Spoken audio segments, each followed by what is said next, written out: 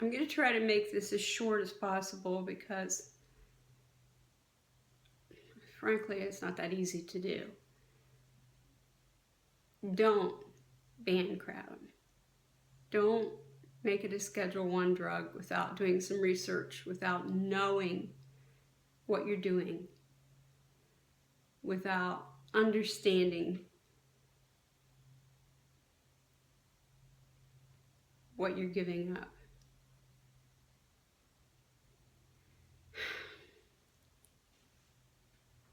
A few years back, I hurt my back.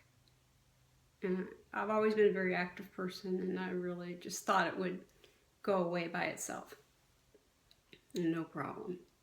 But it didn't go away by itself. I lost most of the feeling in my left leg, and it kept getting worse. So we went through the usual process of physical therapy, oxycodone for pain. I saw one specialist after another one and had scan after scan, and it took months before they could actually do the surgery, because naturally you want to exhaust all means possible before you do a surgery. It's just too serious of a thing to jump into. After the surgery, I lost partial feeling in my left foot, and that's still gone. And that's the kind of stuff that happens when you have back surgery. I also continue to have the pain. So I kept taking the painkillers. But the truth is, even before the surgery, I was already physically dependent on those opiates. My dosages kept going up and up and up. I needed oxycodone, oxycontin, muscle relaxants, Valium. I had to take all of that stuff just to get through my day. The pain was that bad. And in addition to that, I still tried physical therapy.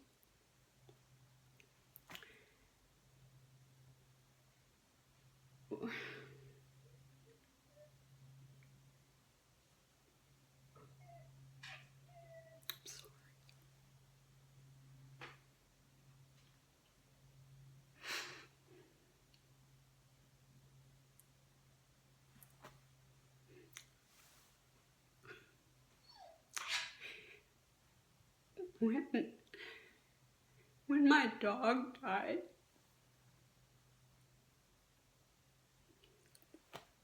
I had been with her every day, all the time, trying to take care of her, but it was not a pretty death.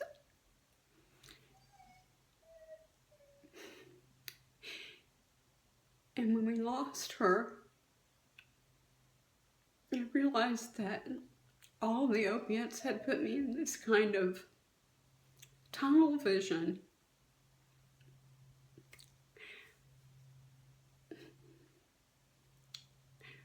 I really couldn't see things clearly. I knew I'd been addicted for a long time. I'd been writing down dosages and watching the clock, and I know addiction, I know I was. But her death made me wonder if maybe I had missed something that could have saved her. So I called to get into a rehab center.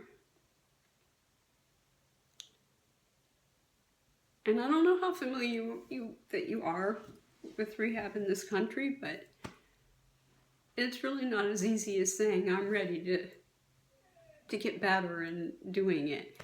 There's a wait list. And those 2, 3, 4, 6 weeks that you have to wait, especially for a young person on heroin, say, can be the difference between life and death. For me, it was 2 weeks, and it was 2 weeks of hell. And I got in, I got off of it, and the post-withdrawal was horrible. I don't know how any young person who's trying to work a job and get through post-withdrawal pulls it off. I don't think they can, not easily. That's where kratom comes in. Kratom is like magic for addicts. They're able to get through the post-withdrawal, get through all of the withdrawal comfortably. Because, well, I don't know how it works. I'm not a doctor, but I know it works. And I know that both people addicted to prescription opiates and people addicted to heroin are getting off of those drugs thanks to a cup of tea. We're talking about a leaf made into a cup of tea that's saving people. For me, it stopped the pain. I mean, it's not stopped. I don't want to mislead you. It won't completely get rid of your pain, and you're always going to have pain. I have osteoarthritis, I have degenerative disc disease, and I have my original damage, and that's always going to hurt, you know, a little bit, but it controls it. It controls it and it gives me energy, not like coffee energy, not all jittery, all over the place energy, but energy. So I'm motivated. I'm motivated to get up in the morning and to make my little to-do lists and get busy and to do it. It has saved my life.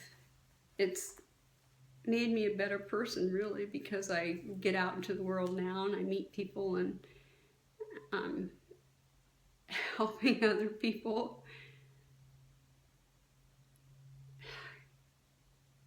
I mean, how can you just unilaterally declare an herb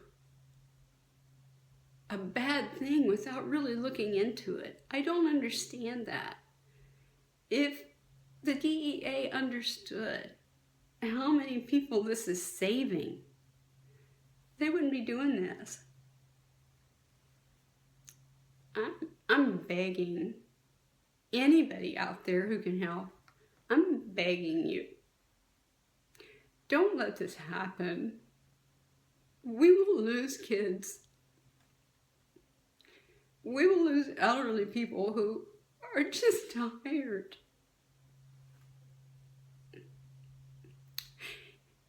It's hard to live in pain every day.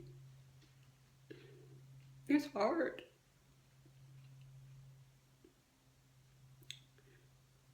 And I want to keep blathering on, but please believe me, as someone who drinks kratom tea, it's not addictive. I know addiction. I know it real well. I've been very up close and personal with addiction. It's not addictive. It's not a danger.